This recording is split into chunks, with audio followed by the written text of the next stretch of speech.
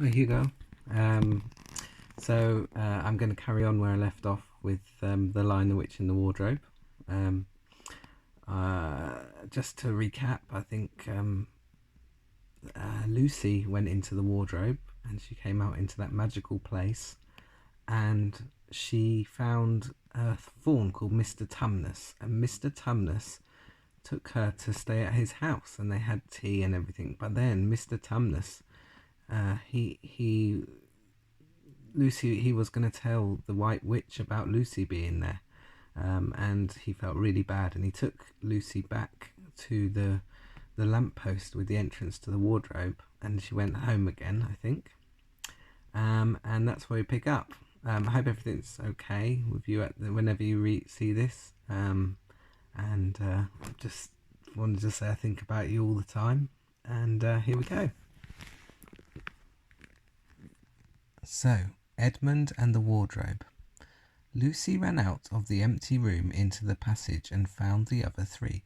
"It's all right," she said. "I've come back." "What on earth are you talking about, Lucy?" asked Susan. "Why," said Lucy in amazement, "haven't you all been wondering where I was?" "So you've been hiding, have you?" said Peter. "Poor old Lou, hiding and nobody noticed. You'll have to hide longer than if you want people to start looking for you." "But I've been away for hours and hours," said Lucy. The others all stared at one another. "Batty," said Edmund, tapping his head. "Quite batty." "What do you mean, Lou?" asked Peter. "What I said," answered Lucy. "It was just after breakfast when I went into the wardrobe, and I've been away for hours and hours and had tea, and all sorts of things have happened." "Don't be silly," said Lucy, said Susan. We've only just come out of that room a moment ago, and you were there then." "She's not being silly at all," said Peter. "She's just making up a story for fun, aren't you, Lou? And why shouldn't she?" "No, Peter, I'm not," she said. It's a magic wardrobe. There's a wood inside, and it's snowing, and there's a faun and a witch, and it's called Narnia. Come and see." The others did not know what to think, but Lucy was so excited that they all went back with her into the room. She rushed ahead of them, flung open the door of the wardrobe, and cried, "Now, go in and see for yourself." "Why, you goose," said Susan, putting her head inside and pulling the fur coats apart. "It's just an ordinary wardrobe. Look, there's the back of it." Then everyone looked in and pulled the coats apart, and they all saw, Lucy herself saw, a perfectly ordinary wardrobe. There was no wood and no snow, only the back of the wardrobe with hooks on it. Peter went in and rapped his knuckles on it to make sure that it was solid. "A jolly good hoax, Lou," he said as he came out again. "You have really taken us in, I must admit. We half believed you." "But it wasn't a hoax at all," said Lucy. "Really and truly, it was all different a moment ago. Honestly, it was, I promise." "Come, Lou," said Peter. That's going a bit far. You've had your joke. Hadn't you better drop it now?" Lucy grew very red in the face, and tried to say something, though she hardly knew what she was trying to say, and burst into tears. For the next few days she was very miserable. She could have made it up with the others quite easily at any moment if she could have brought herself to say that the whole thing was only a story made up for fun. But Lucy was a truthful girl, and she knew that she really was in the right, and she could not bring herself to say this. The others, who thought she was telling a lie, and a silly lie too, made her very unhappy.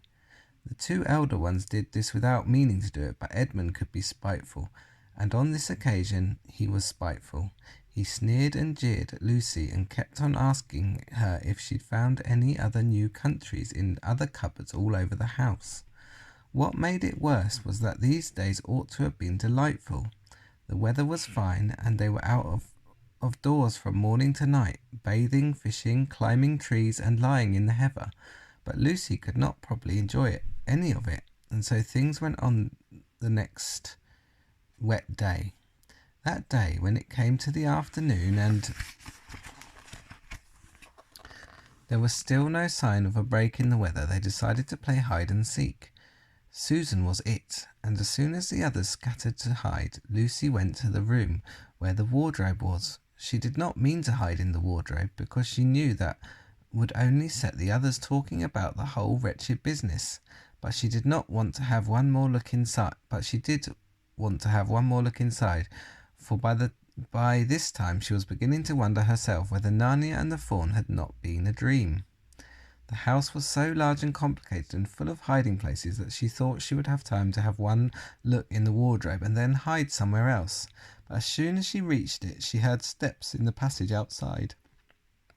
And then there was nothing for it but to jump into the wardrobe and hold the door closed behind her.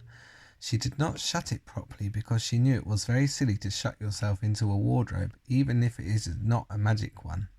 Now, the steps she heard were those of Edmund, and he came into the room just in time to see Lucy vanishing into the wardrobe. He at once decided to go into it himself, not because he thought it was a particularly good place to hide, but because he wanted to go on teasing her about her imaginary country. He opened the door. There were the coats hanging up as usual, and a smell of mothballs, and darkness, and silence, and no sign of Lucy. She thinks I'm Susan come to catch her, said Edmund to himself, and so she's keeping very quiet at the back. He jumped in and shut the door, forgetting what a very foolish thing this is to do. Then he began feeling about for Lucy in the dark. He had expected to find her in a few seconds, and was very surprised when he did not. He decided to open the door again and let some light in, but he could not find the door either. He didn't like this at all, and began groping wildly in every direction. He even shouted, "Lucy, Lou, where are you? I know where you are. I know you're here." There was no answer, and Edmund noticed that his own voice had a curious sound. Not the sound you expect in a cupboard, but a kind of open air sound. He also noticed that he was unexpectedly cold, and then he saw a light. "Thank goodness," said Edmund. "The door must have swung open of its own accord." He forgot all about Lucy and went toward the light, which he thought was the open door of the wardrobe.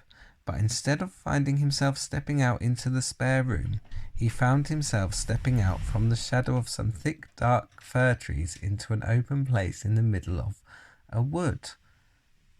I'll just carry on in a minute, Hugo.